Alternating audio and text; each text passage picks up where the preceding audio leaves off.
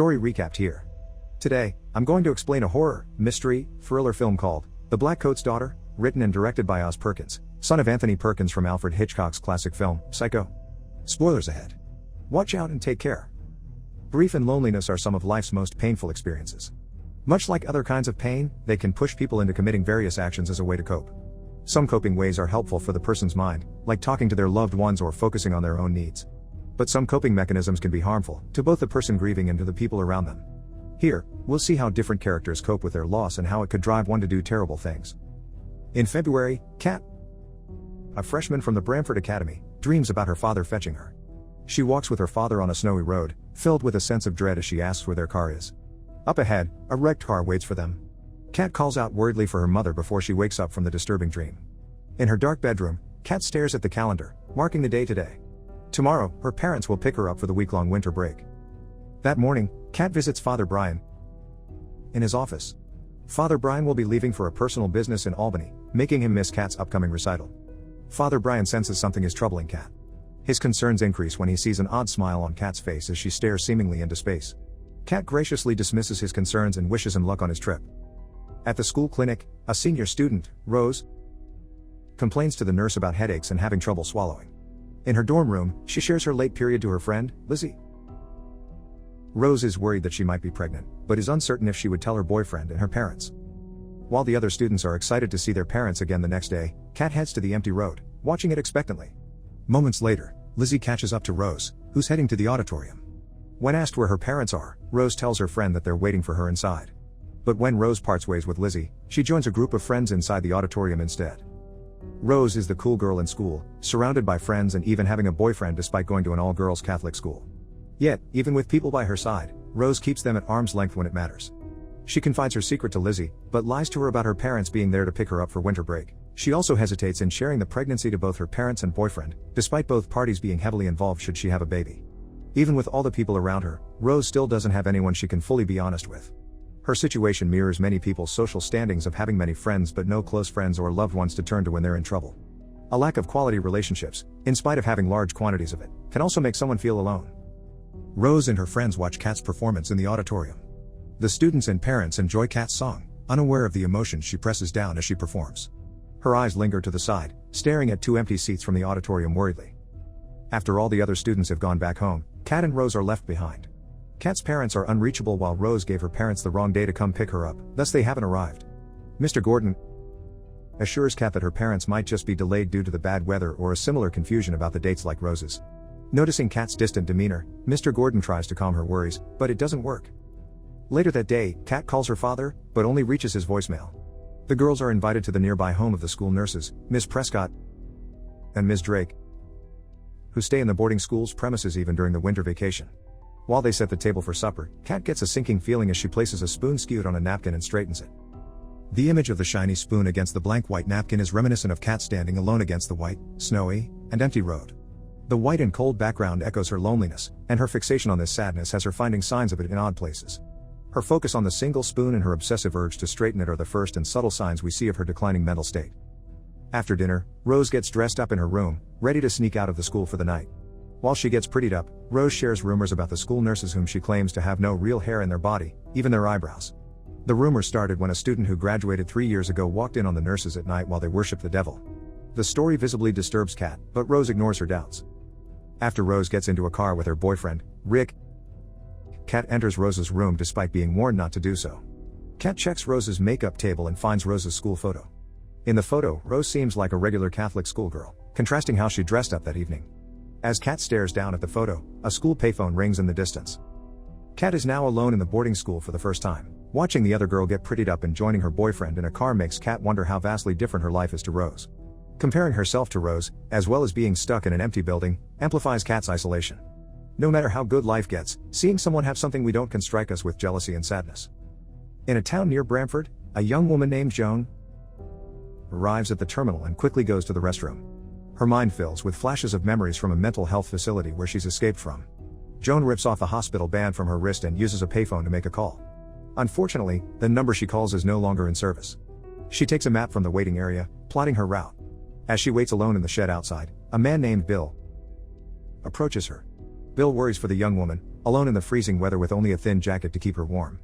He offers her a ride, pointing at his car parked with his wife inside to assure her that he means no harm. Joan says she wants to go to Portsmouth, which Bill will pass by along the highway. Joan accepts the offer, but Bill's wife, Linda, doesn't seem to be happy with the stranger in her backseat. At Bramford, Rick and Rose return to the boarding school. Their solemn expressions hint at the troubled night they spent. Rose has revealed to Rick about her potential pregnancy, but she refuses his help. He worries about her, but Rose disregards his words and leaves the car.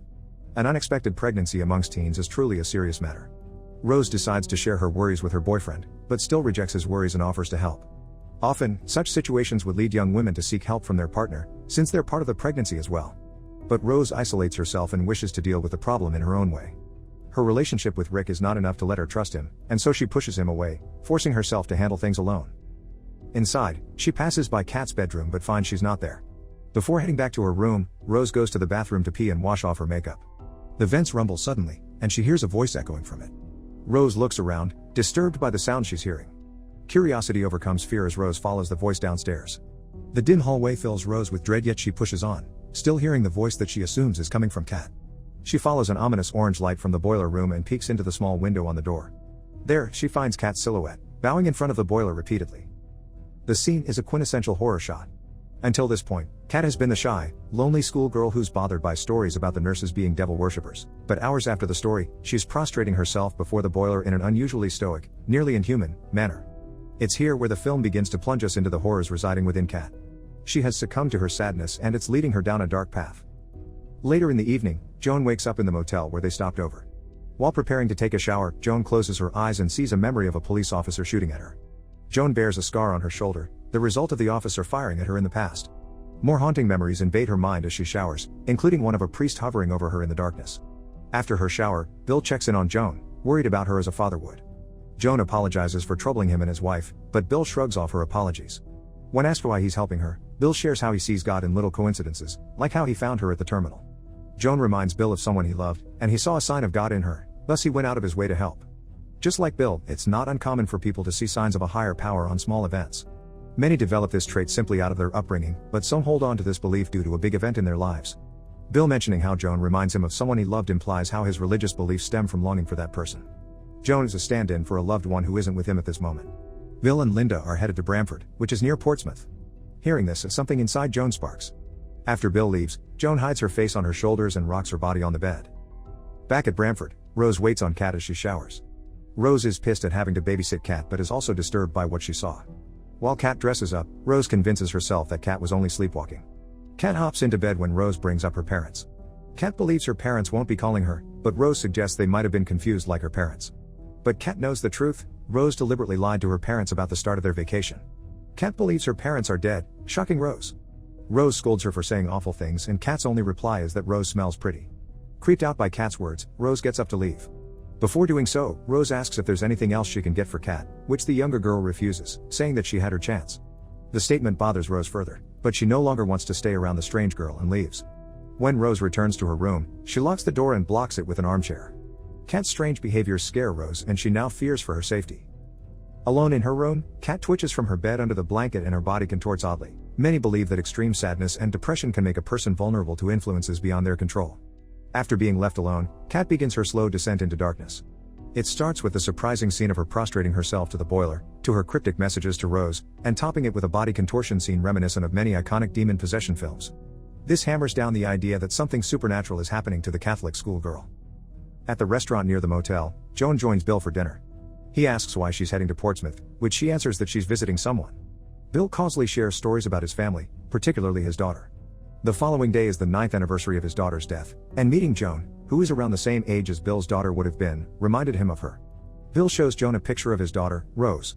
Joan stares at Rose's face ominously, her thoughts interrupted when the waitress checks on their table. Joan excuses herself to the bathroom, where she stifles laughter. She fixes herself in front of the mirror as she remembers strangling a woman and stealing her ID. It turns out that Joan is the fake name she stole from the woman she killed. When she leaves the bathroom, she stops upon seeing a police officer talk to Bill. Before rejoining Bill, Joan looks meaningfully at a used steak knife from the restaurant. Bill informs her about the weather getting worse, forcing him to choose to head into the road tonight instead of waiting for the morning. While waiting for Bill in the car, Linda asks Joan if he told her about their daughter. Linda worries over Bill grasping at his daughter's memory, finding her image in a lot of people he sees, like how she sees her in Joan. Linda doesn't share this behavior, except for one time she saw a teenage girl in a similar school uniform as Rose's. Lost in her thought, Linda describes the girl who reminded her of Rose in detail. Her voice cracks as she does. Linda sighs heavily, snapping out of the memory. The grief of losing a child can push parents into strange behaviors, as represented by Bill and Linda. After 9 years, Bill takes comfort by clutching to his daughter's memories and seeing her image in nearly any small thing he can find, which stresses his wife further. For Linda, the thought of her daughter only brings her misery. She refuses to see her in other people, and the only time she did, it only caused her great pain, as suggested by how she loses herself in the memory. This is why she's been cold to Joan compared to how Bill has treated her. Bill cares for Joan as if she was Rose, but Linda, knowing that this is her husband's motivation for helping Joan, is only reminded of the pain of losing her daughter. 9 years ago, Rose wakes up still bothered about the events of the previous night. She finds Kat on the phone, assuming that she's speaking to her parents. Instead, Kat tells her she was talking to someone who doesn't allow her to live in the school but offers her to live with him. When Rose asks who she's talking about, Kat scoffs and says it's Mr. Gordon. Kat approaches Rose and comments on her smelling pretty again, making her uncomfortable. The girls are invited back to the nurse's house for breakfast. While praying, Kat stares at Rose, alerting Miss Prescott. Miss Prescott insists on Kat praying with them. Kat smiles as she says the prayer half-heartedly, insulting the woman. Kat stands up casually, then throws up on the table, alarming them all. At the nurse's office, Miss Prescott checks on Kat's health, who looks sickly and unfocused. When Ms. Drake takes her hand to give her medicine, Kat curses the woman. A different voice echoes along with Kat's, which the others don't notice. All three women stare at Kat, frozen in shock at her words. Kat's character has completely turned on its heel. She started as a soft-spoken freshman but is now resisting her prayers and cursing at the women caring for her. Often, this could be a sign of her declining mental state. The feeling of loneliness or grief, especially to teenagers, could make them act out and even deny the customs that have been pushed onto them. However, knowing Kat's other actions that her companions haven't noticed, we know there's a deeper reason for her changes. The silence is broken when the phone rings. Ms. Prescott scolds Kat for her language, but Ms. Drake calls her attention, worried about the phone call. With the nurses gone, Kat rambles on how the headmaster is wrong, that she can live there. The nurses call on Rose and ask her to shovel a path, in preparation for Mr. Gordon's arrival. Hearing the headmaster will be returning, Rose worries that something happened. Ms. Prescott, however, refuses to say any more. After Rose is done shoveling the snow, she heads back to the house but finds the door locked. She looks into the windows, hoping to get the attention of the nurses, but doesn't find anyone. Tired, she walks back to the school in her bedroom instead. While Rose takes a nap, Mr. Gordon arrives, accompanied by a policeman. They head to the nurse's house but find it locked. Instead, they enter from the back door and see something shocking inside the house. The day before the winter break, a horned silhouette follows Kat. She calls her parents on the payphone in the hallway after her bath but is instead greeted by the entity that calls her baby girl. The voice tells her they're not coming and orders her to kill. Kat drops the call, heavily disturbed by the messages. Throughout the rest of the day, Kat is distraught and distant. The time she's talking to Rose in her bedroom, Kat sees the horned silhouette at the corner. When the phone rings in the hallway, after Rose has left, Kat answers it. The voice tells Kat that she can stay with it. The truth about Kat is finally revealed. Her point of view over the last few days reveals that something evil has taken interest on her. The entity first makes direct contact when she tries to call her parents, where it calls her baby girl. This tugs onto Kat's need for a parental figure, now that her parents have perished. When Rose leaves with her boyfriend, Kat is left alone in the academy building for the very first time. The empty building magnifies Kat's loneliness, making it the perfect time for the entity to tempt her once again, promising that she can stay with it. The idea, mixed with her grief and loneliness, becomes the lure that plunges Kat into the darkness that results in several tragedies. On the day she's left at the nurse's home, Kat stabs the two older women, leaving a bloody scene which Mr. Gordon finds later on. Rose wakes up from her nap, examining her body as she still worries about being pregnant. She heads to the bathroom to shower where she discovers her period had started. Rose is relieved that she's not pregnant. Her celebration is cut short when she hears someone enter the bathroom. Rose calls out to Kat, but nobody answers. Scared, she checks around the bathroom, finding no one there. She looks outside and sees the door to the staircase close. Driven by curiosity again, Rose peeks into the staircase. A dead body sits at the foot of the steps, frightening Rose to back away. As she does, Kat appears and stabs her repeatedly. Rose drops to the floor, still clinging to life but is powerless over her deranged schoolmate. Kat looks around the hallway with a mad smile on her face. She watches Rose's life leave her body and lifts her head by the hair, ready to perform her next step. From the nurse's house, the policeman who accompanied Mr. Gordon follows a trail of blood leading to the school's boiler room. Here, he finds Kat kneeling before the boiler next to the decapitated heads of her victims. Kat stands up as the policeman warns her to drop the knife, his voice muffled against her ears. The policeman aims his gun at her, distressed over the image of the young girl and her victims. Kat slowly lifts her arms and hails the devil. She screams like a beast, prompting the policeman to shoot her. As soon as Kat notices the police officer, his voice becomes muffled, signifying Kat's detachment to the real world. He is nothing but a vague entity to her, one that's interrupting what she needs to do. Much like how Rose pushed the people around her, Kat has completely rejected the world where she only felt abandonment. Instead, she turns her devotion to the evil entity that promises to stay by her side. At present, Bill drives his wife and Joan through the highway, nearing Bramford. Linda argues to Bill how he keeps sharing stories about their daughter, but skips the part on how she was murdered. When they're near the boarding school, Joan asks to stop the car as she's feeling sick. Linda refuses to stop near the school, unwilling to be near where their daughter was murdered. But Bill insists and parks the car anyway. As soon as the car stops, Joan stabs the couple from the backseat, killing them both. With her face covered in their blood, Joan begins to slice off the couple's heads. Joan puts the heads into empty luggage from the trunk and cleans the blood from her face and even puts on makeup. 9 years ago, Kat wakes up in a mental health facility, strapped to the bed. Father Brian visits her and touches her forehead. As soon as he does, Kat gives him a coy smile, alerting Father Brian that something is inside her. The priest performs an exorcism on Kat, commanding the entity inside her to leave. Kat floats on the bed during the exorcism, then drops suddenly on the bed. She looks to the side, seeing the horn shadow by the window. Kat begs it not to leave, but it disappears. At present, Joan heads to the old Bramford boarding school, which has been abandoned since the horrific events. She goes to the boiler room and finds the boiler cold and deserted. The entity that radiated warmth and light from the boiler is no longer here. Unable to perform her ritual, Joan heads out and breaks down in the middle of the road. Extreme loneliness can make someone seek comfort in the most awful places. This is often the reason why young people mingle with a bad crowd who influences them into criminal activity. Kat takes this into a whole new level. As symbolized by the harsh winter in both Kat and Joan's timeline, and how the film shows Kat alone in front of a snowy, empty landscape, Kat feels alone in the world. Her dream at the beginning acts as a premonition to her parents' fate. The man walking with her, whom she assumes was her father, may have been the entity that finally found a subject broken enough to influence. From how she draws a heart on the date that her parents were supposed to arrive, Kat is close to her parents and loves them dearly. The entity uses her love and twists it into grief by showing their deaths to her. At school, Kat is shown as a shy and awkward freshman, whose only friend is one of the priests that teaches there, Father Brian. With him leaving the school before winter break, Kat has no one else to turn to. Her loneliness becomes the lure that the entity uses to guide her down the sinister path. With the promise of staying with her, the entity convinces Kat to let it in and sacrifice her only companions at the school for it. Rose is a stark contrast to Kat's life.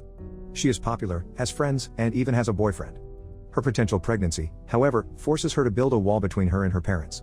Rose wanted to buy herself more time to either get rid of the pregnancy or to formulate a way to break the news to her parents. With all her own worries, she rejects helping out Kat. Rose ignores the younger girl despite Kat expressing interest in her life. This is solidified when, after she bowed to the entity at the boiler room, Kat tells Rose she had her chance to help her. Kat sought comfort from Rose when she lingered at the older girl's bedroom. But Rose had her own agenda for the evening and didn't have time for Kat. Perhaps, if Rose had paid attention to Kat, both girls might have been spared from the entity's desires. Her ignorance of Kat's condition is no different than how many of us are blind to our friends' and family's sadness. Even a simple gesture like hanging out with the person could go a long way to saving them from destructive behavior. Kat seals Rose's fate out of desperation of not being alone. On that fatal day, the nurses received a troubling phone call. They dismissed Rose to speak to Kat alone, bringing the news and confirmation that her parents are gone. This became the last straw that breaks Kat, and thus she offers up the 3 women as sacrifices for the only other being that promised her companionship. When she's caught by the policeman, her getting shot mirrors Joan's memory of being shot in the shoulder. Kat's exorcism is also the same as Joan's memory of the priest hovering over her. This implies one thing: Joan is Kat 9 years after the events at Bramford Academy. Since her crimes, Kat had been confined in the mental health facility. Yet, her rejection of this world prevents her from accepting the help she needs from professional care. Instead, she spent the years obsessively plotting her way back to the entity that was taken from her. She took meeting Rose's parents as a sign that the entity wants to be with her again, thus her laughter in the restaurant bathroom. She chooses them to sacrifice to the entity and even makes herself look pretty before the ritual, as if getting ready to meet a special someone. But when the boiler at the academy is empty and cold, she discovers the entity is no longer there. Alone and abandoned by the evil thing she's been seeking for 9 years, Kat or Joan breaks down in front of the same cold, empty road that her parents never arrived on.